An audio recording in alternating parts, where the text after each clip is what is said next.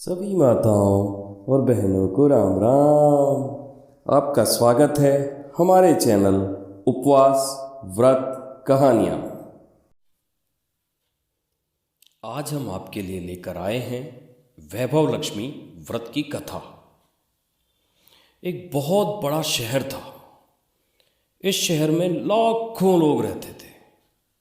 पहले के ज़माने में लोग साथ साथ रहते थे और एक दूसरे के काम आते थे। पर नए ज़माने के लोगों का स्वरूप ही अलग सा है। सब अपने अपने काम में व्यस्त रहते हैं। किसी को किसी की परवाह नहीं है। घर के सदस्यों को भी एक दूसरे की परवाह नहीं होती है। भजन कीर्तन, भक्ति भाव, दया माया, परोपकार जैसे सब संस्कार कम हो गए हैं। शहर में बुराइयां बढ़ गई हैं। शराब, जुआ, व्याभिचार, चोरी, डकैती वगैरह बहुत से गुनाह शहर में होते थे। कहावत है कि हजारों निराशाओं में एक अमर आशा छिपी हुई होती है। इसी तरह इतनी सारी बुराइयों के बावजूद शहर में कुछ अच्छे लोग भी रहते थे। ऐसे अच्छे लोगों में शीला और उसके पति की गृहस्थी मानी जाती थी। शीला धार्मिक प्रकृति की और संतोषी थी। उसका पति भी विवेकी और सुशील था। शीला और उसका पति ईमानदारी से जीते थे। वे किसी की बुराई नहीं करते थे और प्रभु भजन में अच्छी तरह समय व्यतीत कर रहे थे। उनकी गृहस्थी आदर्श गृहस्थी थी और शहर के लोग उनकी गृहस्थी की सराहना करते थे। शीला की गृहस्थी इसी तरह खुशी खुशी चल रही थी। पर कहा जाता है ना कि विधाता के लिखे लेख को कोई नहीं समझ सकता है। इंसान का नसीब पल भर में राजा को रंक बना देता है और रंक को राजा। शीला के पति के पिछले जन्म के कर्म भोगने बाकी रह गए होंगे कि वह बुरे लोगों से दोस्ती कर बैठा। वह जल्द से जल्द करोड़पति होने के ख्वाब देखने लगा। इसलिए वह गलत रास्ते पर चढ़ गया और करोड़पति की बजाय रोड़पति बन गया। अर्थात रास्ते पर भटकते भिखारी जैसी उसकी हालत हो गई थी। शहर में शराब, जुआ, चरस, गांजा वगैरह बहुत सारी बुराइयां फैली हुई थी। उसमें शीला का पति भी फंस गया। दोस्तों के साथ उसे भी शराब की आदत हो गई। जल्द से जल्द पैसा वाला बनने की लालच में दोस्तों के साथ जुआ भी खेलने लगा। इस तरह बचाई हुई धनराशि, पत्नी के गहने, सब कुछ जुए में गंवा दिया था। इसी तरह एक वक्त ऐसा भी था जब वह सुशील पत्नी शीला के साथ मजे में रहता था और प्रभु भजन में सुख शांति से वक्त व्यतीत करता था। उसके बजाय घर में दरिद्रता और भुखमरी फैल गई। सुख से खाने के बजाय 2 वक्त के भोजन के लाले पड़ गए और शीला को पति की गालियां खाने का वक्त आ गया था। शीला सुशील और संस्कारी स्त्री थी। उसके पति के बर्ताव से उसे बहुत दुख हुआ, किंतु वह भगवान पर भरोसा करके बड़ा दिल रखकर दुख सहने लगी।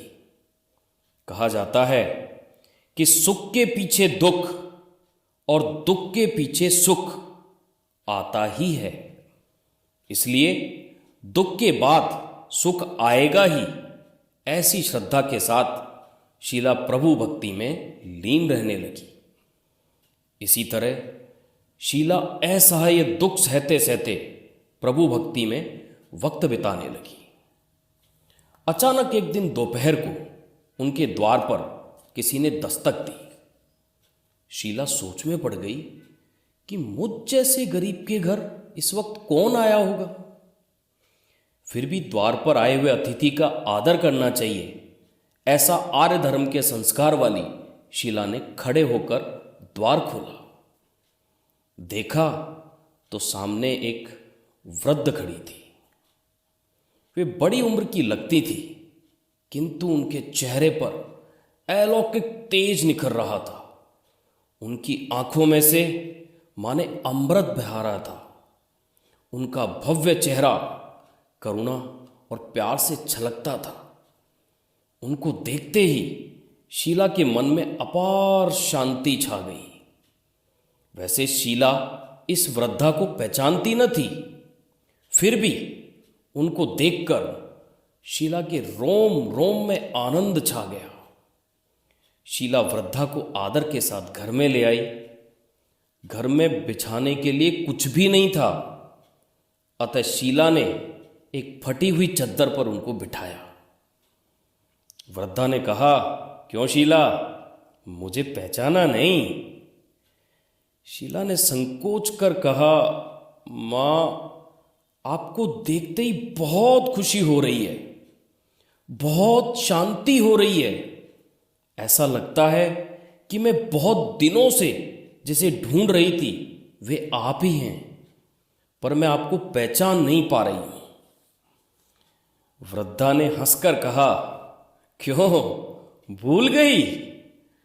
हर शुक्रवार को लक्ष्मी जी के मंदिर में भजन कीर्तन होते हैं, तब मैं भी वहां आती हूं। वहां हर शुक्रवार को हम मिलते हैं। पति गलत रास्ते पर चढ़ गया, तब से शीला बहुत दुखी हो गई थी और दुख की मारी वह लक्ष्मी जी के मंदिर में भी नहीं जाती थी। बाहर के लोगों के साथ नजर मिलाते भी उसे शर्म आने लगी थी। उसने याददाश्त पर जोर दिया, पर वह उस वृद्धा को याद नहीं कर पा रही थी। तभी वृद्धा ने कहा, तू लक्ष्मी जी के मंदिर में कितने मधुर भजन गाती थी, अभी तू दिखाई नहीं दे रही थी, इसलिए मुझे लगा कि तू आती क्यों नहीं है, कहीं बीमार तो नहीं हो गई है ना? ऐसा सोचकर मैं तुझसे मिलने चली आई हूं। वृद्धा के अति प्रेम भरे शब्दों से शीला का हृदय पिघल गया। उसकी आंखों में आंसू आ गए। वृद्धा के सामने वह बिलक बिलक कर रोने लगी।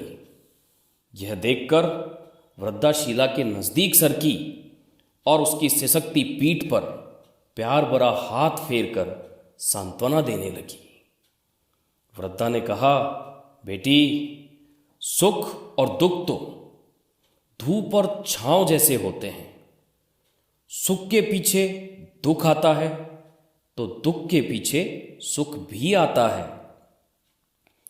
धैर्य रखो बेटी, और तुझे क्या परेशानी है?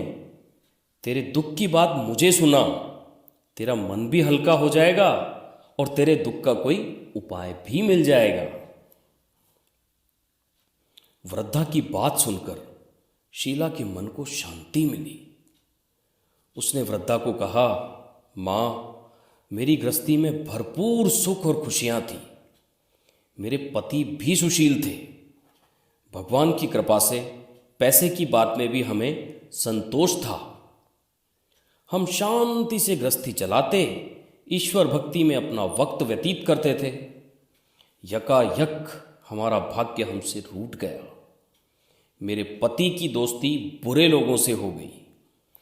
बुरी दोस्ती की वजह से वे शराब, जुआ, चरस, गांजा वगैरह खराब आदतों के शिकार हो गए और उन्होंने सब कुछ गंवा दिया और हम रास्ते के भिखारी जैसे बन गए। यह सुनकर वृद्धा ने कहा, सुख के पीछे दुख और दुख के पीछे सुख आता ही रहता है। ऐसा भी कहा जाता है कि कर्म की गति न्यारी होती है। हर इंसान को अपने कर्म भुगतने ही पड़ते हैं। इसलिए तू चिंता मत कर, अब तू कर्म भुगत चुकी है। अब तुम्हारे सुख के दिन अवश्य आएंगे। तू तो मां लक्ष्मी जी की भक्त है। मां लक्ष्मी तो प्रेम और करुणा की अवतार हैं। वे अपने भक्तों पर हमेशा ममता रखती हैं। इसलिए तू धैर्य रख के शुक्रवार को मां लक्ष्मी जी का व्रत कर इससे सब कुछ ठीक हो जाएगा। शीला ने आंखें बंद करके मन ही मन उसी क्षण संकल्प लिया कि हे वैभव लक्ष्मी मां, मैं भी वृद्धा के कहे मुताबिक श्रद्धा से शास्त्रीय विधि के अनुसार वैभव लक्ष्मी व्रत 21 शुक्रवार तक करूंगी और व्रत की शास्त्रीय विधि अनुसार उद्धापन विधि भी करूंगी। शीला ने संकल्प करके आंखें खोली तो सामने कोई भी न था। वह विस्मित हो गई कि वृद्धा कहां गई। यह वृद्धा दूसरा कोई न थी, साक्षात लक्ष्मी मां थी। शीला लक्ष्मी जी की भक्त थी, इसलिए अपने भक्त को रास्ता दिखाने के लिए मां लक्ष्मी देवी वृद्धा का स्वरूप धारण करके शीला के पास आई थी। दूसरे दिन शुक्रवार था। सवेरे स्नान करके स्वच्छ कपड़े पहनकर शीला मन ही मन श्रद्धा से और पूरे भाव से जय मां लक्ष्मी, जय मां लक्ष्मी का मन ही मन रटन करने लगी। सारा दिन किसी की चुगली की नहीं। शाम हुआ तब हाथ पांव मुंह धोकर शीला पूर्व दिशा में मुंह करके बैठी। घर में पहले सोने के बहुत गहने थे, पर पतिदेव ने गलत रास्ते पर चढ़कर सब गहने गिरवी रख दिए थे। पर नाक की चुन्नी बच गई थी। नाक की चुन्नी निकाल उसे धोकर शीला ने कटोरी में रख दी। सामने पाटे पर रुमाल रखकर मुट्ठी भर चावल का ढेर किया। उस पर तांबे का कलश पानी भरकर रखा।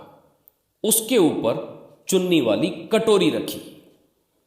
फिर वृद्धा ने कहा था, उसी अनुसार, उसी शास्त्रीय विधि के अनुसार वंदन, स्तवन, पूजन वगैरह किया और घर में थोड़ी सी शक्कर थी, वह प्रसाद में रखकर वैभव लक्ष्मी का व्रत किया। यह प्रसाद पहले अपने पति को खिलाया। प्रसाद खाते ही पति के स्वभाव में फर्क पड़ गया। उस दिन उसने शीला को सताया भी नहीं। शीला को बहुत आनंद हुआ। उसके मन में वैभव लक्ष्मी व्रत के लिए श्रद्धा बढ़ गई। शीला ने पूर्ण श्रद्धा भक्ति से 21 शुक्रवार तक वैभव लक्ष्मी का व्रत किया। 21वें शुक्रवार को वृद्धा के कहे मुताबिक उद्धापन विधि करके 7 स्त्रियों को वैभव लक्ष्मी व्रत की 7 पुस्तकें उपहार में दी। फिर माता जी के धन लक्ष्मी स्वरूप की छवि को वंदन करके मन ही मन प्रार्थना करने लगी, हे मां धन लक्ष्मी, मैंने आपका वैभव लक्ष्मी व्रत करने की मन्नत मानी थी, वह व्रत आज पूर्ण किया है।